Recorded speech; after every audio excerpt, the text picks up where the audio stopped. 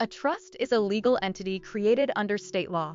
Think of it as a container that holds property for someone else's benefit.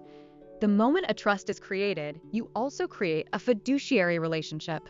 On the EA exam, they'll test whether you can spot the trust as its own entity, separate from the people involved, even when one person wears multiple hats.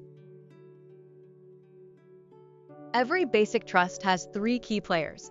The grantor, also called the settlor or truster, puts property into the trust. The trustee is the fiduciary who manages it and must follow the trust document. The beneficiary receives income or assets. Exam tip. A common trick is that the same person can be grantor and trustee, and sometimes even a beneficiary too. Trusts also get classified by when they're created. An inter vivos trust is created during life. A testamentary trust is created at death through a will. Here's the exam angle. Testamentary trusts don't even exist until the person dies, and once they exist, they're generally treated as irrevocable, because the person who wrote the will is no longer around to change it.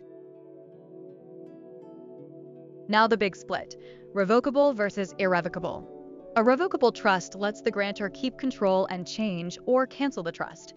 For income tax, it's usually treated like the grantor still owns the assets, so the items flow onto the grantor's Form 1040. An irrevocable trust is different.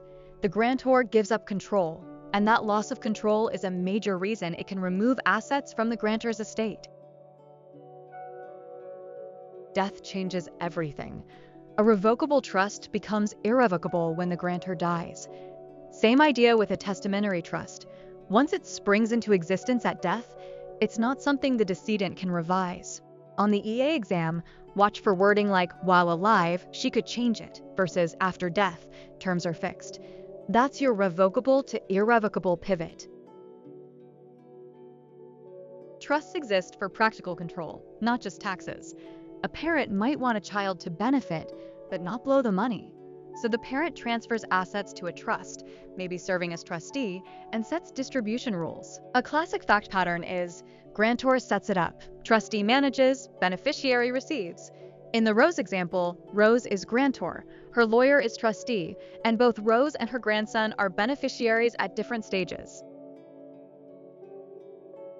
A qualified disability trust, or QDT, is an example of what type of trust? The choices include an abusive trust, an irrevocable trust, a grantor trust, or a revocable trust.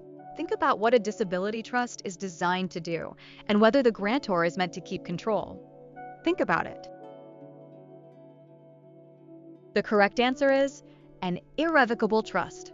A QDT is set up to benefit a disabled individual, and it's generally not something the grantor can just undo at will. A tempting wrong answer is grantor trust, because you may associate trusts with the grantor's return, but QDT is tested as an irrevocable trust category.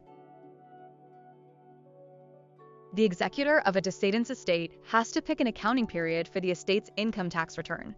How is that choice made?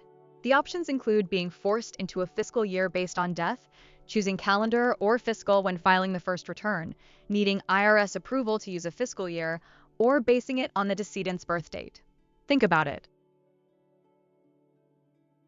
The correct answer is, when filing the first return, the executor can choose the calendar year or a fiscal year.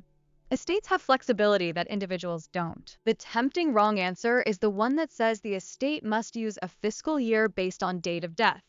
Date of death matters, but it doesn't lock the estate into a required fiscal year.